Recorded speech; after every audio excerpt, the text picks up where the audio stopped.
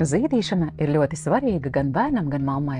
Nozīmīgākie iegūmi – tā veicina mazuļu fizisko un emocionālo attīstību. Mātes pienā esošās antivielas palīdz bērna imūnsistēmai nobriest un aizsargā bērnu no infekcijām, piemēram, saaugstēšanās, caurejas, kā arī samazina alerģiju risku. Turklāt zīdītiem bērniem ir mazāks risks piedzīvot zīdaiņu pēkšņās nāves sindromu. Savukārt mammai zīdīšana palīdz atgūties pēc dzemdībām, veicina dzemdes saraušanos, padziļina emocionālo saikni ar bērnu, mazina pēcdzemdību depresijas risku, kas ir būtiski pirmajās stundās un dienās pēc bērna dzimšanas. Pirmajās minūtēs pēc dzimšanas, uzreiz pēc dzemdībām, ir ļoti svarīgi bērniņam nodrošināt āda kontaktu ar mammu, jo tajā brīdī viņam pamostās meklēšanas refleks, dabīgā vēlme pašam atrast krūti.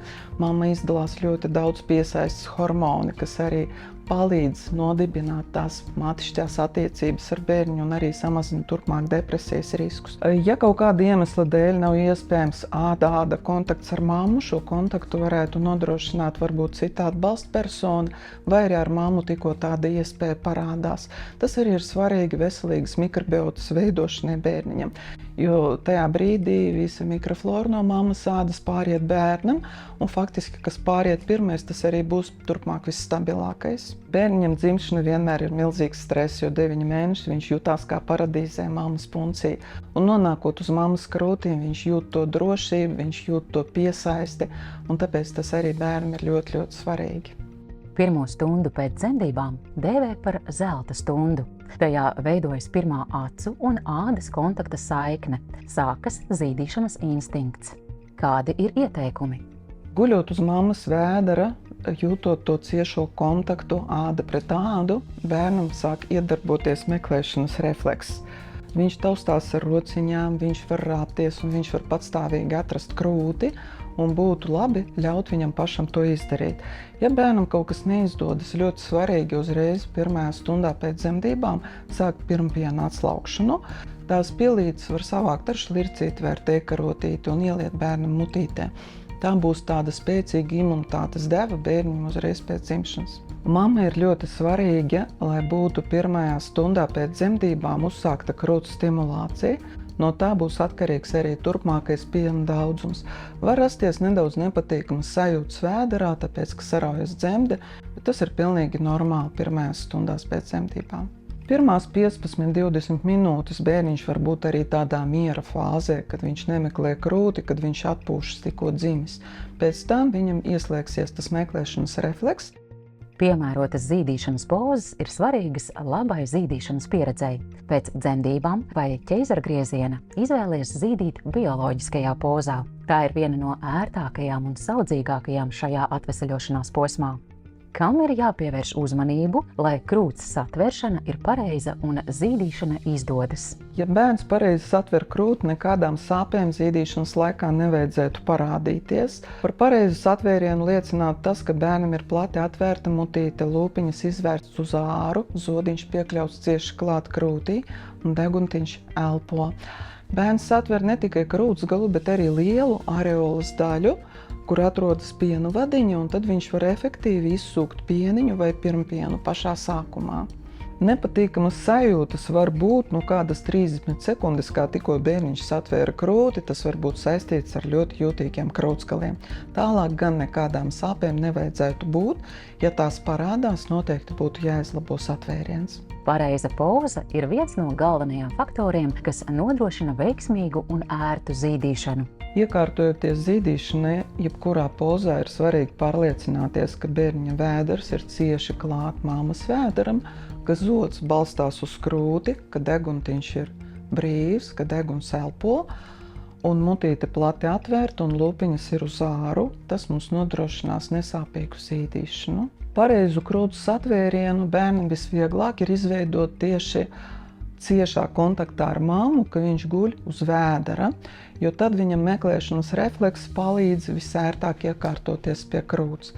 Noteikti nevajag ciest nekādas sāpes zīdīšanas laikā. Ja satvēriens netiek izlabots uzreiz, diemžēl dažreiz tās sāpes mamām turpinās, un tā ir viena no izplatītākajām problēmām, kāpēc turpmāk neizdodas zīdīšana. Svarīgi neturēt bērniņu pie galvas, jo vismazākais spiediens uz pakausi sasprindzina bērnam šos te žokļa muskulīšus, un viņam ir apgrūtināta zīšana. Un katru reizi, kad bērns satver krūti pareizi, viņš stimulē mums hormonus, kas atbild par piena izdalīšanos un arī par piena atplūdi. Lai izveidotu pareizu satvērienu, labāk censties likt bērnu pie krūts, nevis krūti pie bērna, jo tad būs ciešāks kontakts ar bērniņu. Un jo biežāk bērniņš zīž, jo biežāk krūts tiek stimulēta un iztukšota, jo vairāk izdalās zīdīšanas hormoni, jo vairāk būs piena, jo šeit mums pieprasījums veido piedāvājumu. Ieteikumi pirmajām zīdīšanas dienām. Ir svarīgi zīdīt bērniņu pēc pieprasījuma, nevis pēc kaut kāda konkrēta grafika vai režīma. Tās var būt 8, 10 un pat 12 reizes diennaktī, ja bērniņš to prasa. Nekad nav pa biežu iedot krūti.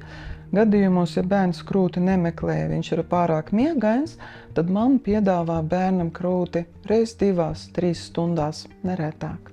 Lai pieniņš veidotos pietiekamā daudzumā, mammai ļoti svarīgi ir ēst, dzert un atpūsties, arī pagulēt. Ja arī neizdodas gulēt visu nakti, ir svarīgi pagulēt pa dienu kopā ar bērniņu, jo tas sniegs nepieciešamu atpūtu, tas ir tikpat svarīgi, kā arī zīdīšana, lai tas piens būtu pietiekami. Jāatcerās, ka ir ļoti daudz medikamenti, kas ir savienojami ar zīdīšanu, un ja kaut kādus nepieciešams lietot, to var apspriest ar ģimenes ārstu un atrast tos, kas netraucē zīdīšanai, arī pretsāpju līdzekļi. Pēc dzemdībām krūtīs vispirms veidojas pirmpiens un tikai vēlāk regulārais piens. Parasti piens lielākā apjomā mammai parādās 2. un 3. dienā pēc dzemdībām, bet retos gadījumos piena atnākšana var aizkavēties līdz pat 5. vai pat 7. dienai.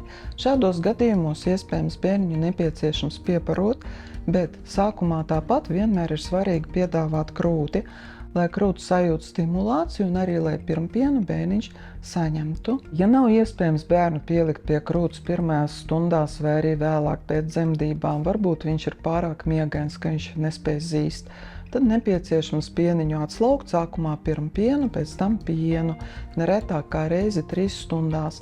Tas nodrošinās krūtī vajadzīgo stimulāciju, un arī visu šo pieniņu mēs varēsim nodot bērnam. Bērna piebarošana var notikt gan ar atslauktu pieniņu, ja viņš nezīš pats, gan arī var būt iespējams ar mākslīgo formulu gadījumos, ja mammai piena atnākšana aizkavēs. Bet tikko bērniņš var sākt zīst pats, vai nu mammai parādās piens lielākā apjomā, piebarošanu uzreiz mēs varēsim pārtraukt. Ja neizdodas pareizi pielikt bērnu pie krūts, meklē zīdīšanas speciālista palīdzību. Zīdīšana ir iemaņa, mamma to mācās. Praktiska palīdzība sadzīvē, sapratne un emocionālais atbalsts ir ļoti būtisks, lai mammai izdotos zīdīšana.